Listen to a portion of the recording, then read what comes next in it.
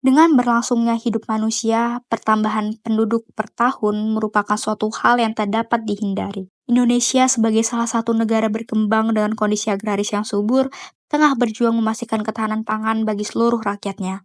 Isu-isu kelaparan dan gizi buruk menjadi PR besar yang Indonesia hadapi bertahun-tahun lamanya. Upaya swasembada pangan yang belum optimal masih harus ditingkatkan dan dievaluasi dalam program yang lebih baik. Salah satu upaya besarnya yaitu kawasan sentra produksi pangan atau yang lebih dikenal dengan sebutan food estate.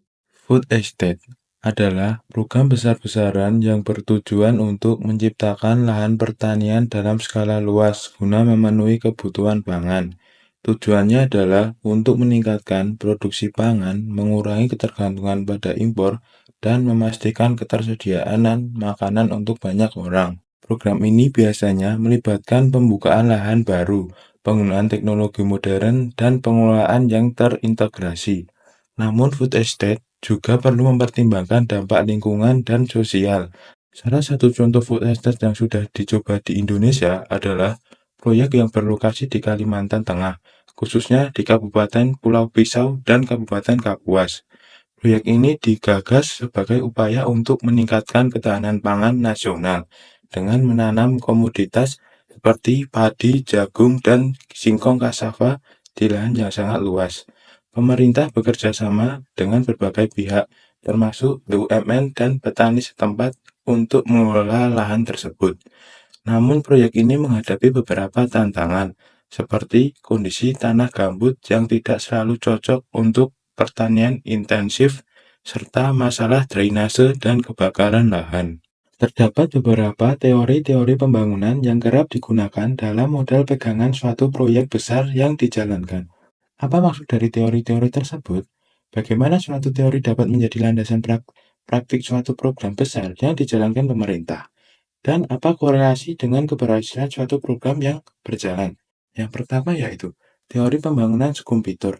Teori pembangunan Schumpeter yang dicetuskan oleh ekonom Joseph Schumpeter menamakan pentingnya inovasi dan kewirausahaan dalam motor penggerak pertumbuhan ekonomi. Menurut Schumpeter, pembangunan ekonomi bukan hanya tentang akumulasi modal atau tenaga kerja, tetapi lebih pada kemampuan untuk menciptakan inovasi-inovasi baru yang mengubah struktur ekonomi secara dinamis. Korelasi antara teori komputer dan keberhasilan program food estate terletak pada sejauh mana program tersebut mampu mengintegrasikan inovasi dan kewirausahaan dalam pelaksanaannya. Jika program food estate dapat menerapkan prinsip komputer dengan baik, maka program ini memiliki potensi untuk menjadi lebih katalisator pembangunan ekonomi di sektor pertanian, menciptakan lapangan kerja baru, dan meningkatkan kesejahteraan masyarakat.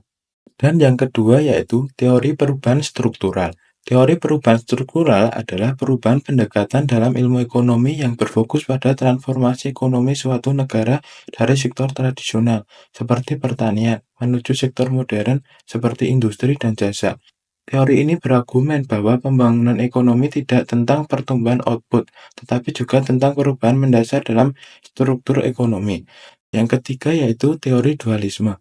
Teori dualisme yang dikembangkan oleh Lewis pada tahun 1950 menjelaskan bahwa sektor di negara berkembang memiliki kelebihan tenaga kerja yang dapat dipindahkan ke sektor industri untuk mendukung pertumbuhan ekonomi. Teori ini menekankan pentingnya peran pemerintah dalam mengembangkan sektor industri untuk menyerap tenaga kerja dari sektor pertanian.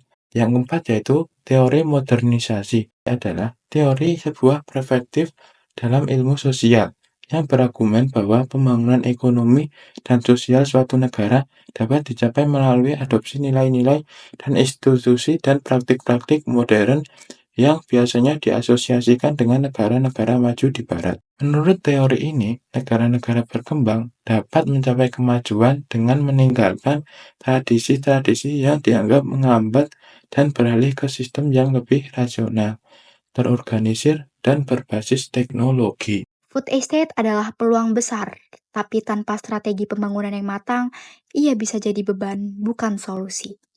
Dan mengingat perekonomian Indonesia yang kian mengkhawatirkan, apakah strategi ini layak untuk diperjuangkan?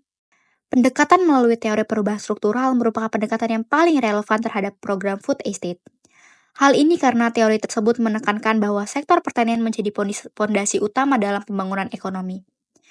Teori ini juga menyoroti transformasi sektor pertanian tradisional ke arah yang lebih modern dengan meningkatkan produktivitas, menerapkan teknologi canggih, dan melakukan diversifikasi pertanian.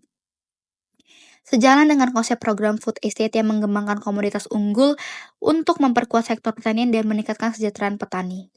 Namun, penerapan teori ini perlu berhati-hati agar tidak menyebabkan kegagalan program food estate. Perencanaan yang matang dari pemerintah dapat mencegah kegagalan food estate. Misalnya dengan menentukan komoditas yang cocok dengan kondisi iklim suatu tempat, penggunaan teknologi yang efektif, dan sinergitas antara pemerintah dan petani. Sehingga program ini layak untuk diperjuangkan dan dapat memberikan dampak positif bagi masyarakat sosial dan juga negara. Dari teori-teori yang telah dijelaskan sebelumnya, dapat ditarik kesimpulan bahwa program Food Estate merupakan inisiatif besar pemerintah Indonesia yang bertujuan untuk memperkuat ketahanan pangan dengan membuka lahan pertanian dalam skala besar, memanfaatkan teknologi terkini, dan menerapkan sistem pengelolaan yang terpadu. Di mana tujuan dari food estate itu adalah untuk menekan ketergantungan pada impor bahan pangan, meningkatkan produksi dalam negeri, serta membuka lapangan pekerjaan baru. Namun, dalam pelaksanaannya penting untuk mempertimbangkan dampak terhadap lingkungan dan masyarakat, seperti efeknya terhadap lingkungan, kehidupan sosial masyarakat setempat, serta keberlanjutan program dalam jangka panjang. Teori-teori tersebut menekankan perlunya inovasi, transformasi ekonomi, serta modernisasi di sektor pertanian. Namun, tantangan utamanya adalah memastikan bahwa program ini tidak hanya berfokus pada peningkatan hasil produksi, tetapi juga memperhatikan aspek sosial, lingkungan, dan juga keberlanjutan agar tidak menimbulkan masalah baru di kemudian hari.